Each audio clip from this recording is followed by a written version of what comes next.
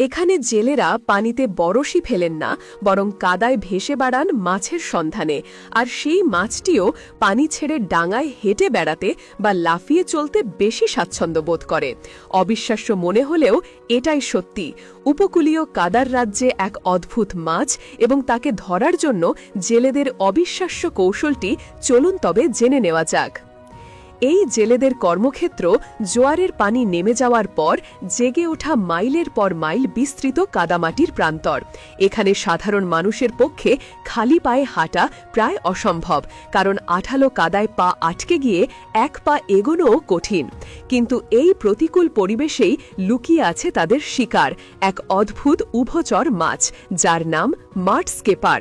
নামের মধ্যেই এর পরিচয় লুকিয়ে আছে। মাড স্কেপার অর্থাৎ কাদার ওপর লাফিয়ে চালা প্রাণী। যখন ভাটার টানে পানি সরে যায়, তখন হাজার হাজার মাড স্কেপার কাদার ওপর তাদের বিচিত্র জীবনের জানান দেয়। এই দুর্গম কাদায় মাছ শিকার করার জন্য জেলেরা এক বিশেষ কৌশল অবলম্বন করেন। তারা কাঠ দিয়ে তৈরি এক ধরনের ভেলা বা স্লেজ ব্যবহার করেন। এই পিচ্ছিল কাঠের ওপর এক হাঁটু গেড়ে বসে অন্য পা দিয়ে কাদায় ধাক্কা দিয়ে তারা অবিশ্বাস্য গতিতে এগিয়ে চলেন। দূর থেকে দেখলে মনে হয় যেন কেউ কাদার সমুদ্রের ওপর সার্ফিং করছেন। তাদের হাতে থাকে লম্বা একটা ছিপ, যা দিয়ে নিখুঁত নিশানায় তারা শিকারকে কাবু করেন। এই কাজটি মোটেও সহজ নয়, কারণ মাড স্কিপার অত্যন্ত চালাক এবং সতর্ক একটি প্রাণী। বিপদের সামান্য আঁচ পেলেই এরা লাফ দিয়ে নিজেদের তৈরি করা কাদার গর্তে লুকিয়ে পড়ে। তাই এই মাছ ধরতে প্রয়োজন হয় অসাধারণ ধৈর্য, মনোযোগ এবং নিখুঁত নিশানা। এবার আসা যাক সেই বিস্ময়কর মাছটির কথায়। মাড স্কিপার প্রকৃতির এক অনন্য সৃষ্টি। এটি মাছ হওয়া সত্ত্বেও জীবনের বেশিরভাগ সময় পানির বাইরে কাটায়।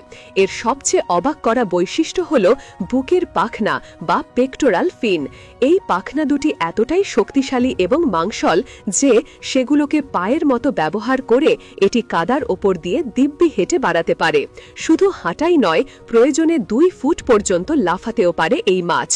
প্রশ্ন আসতেই পারে, ডাঙায় এই মাছ শ্বাস নেয় কিভাবে? এখানেই লুকিয়ে আছে প্রকৃতির আরেক বিস্ময়। মাড স্কিপার তার ফুলকা বা গিল চেম্বারে পানি ধরে রাখতে পারে।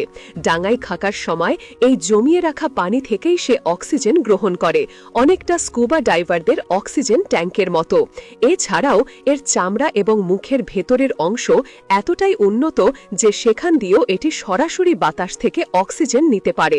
তবে এর জন্য এর শরীরকে সব সময় ভেজা রাখতে হয়। তাই কিছু সময় ডাঙায় কাটানোর পর এটি আবার কাদার গর্তে ঢোকে শরীর ভিজিয়ে নেয়। মাড স্কিপাররা মূলত উপকূলীয় কাদামাটিযুক্ত অঞ্চলে বাস করে। ভাটার সময় যখন পানি নেমে যায়, তখন এরা খাবারের সন্ধানে বেরিয়ে আসে। এদের প্রধান খাদ্য হল কাদার মধ্যে থাকা ছোট ছোট পোকা, চিংড়ি এবং শ্যাওলা। বিশ্বের বিভিন্ন দেশে, বিশেষ করে এশিয়ার উপকূলীয় অঞ্চলে মাড স্কিপার একটি জনপ্রিয় খাবার হিসেবে পরিচিত।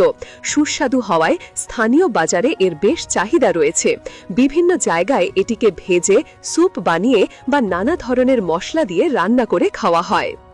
মাড স্কিপার এবং তাদের শিকারী জেলেরা প্রকৃতির এক অবিশ্বাস্য মেলবন্ধনের উদাহরণ। একদিকে এক অদ্ভুত মাছ যে নিজের সীমাবদ্ধতাকে জয় করে জল ও স্থল উভয়কেই নিজের বিচরণ ক্ষেত্র বানিয়েছে, অন্যদিকে একদল জেলে যারা প্রতিকূলতাকে জয় করে এক অভিনব উপায়ে নিজেদের জীবিকা নির্বাহ করছেন। এই কাদার রাজ্যের জীবনযাত্রা সত্যিই বিস্ময়কর এবং রোমাঞ্চকর।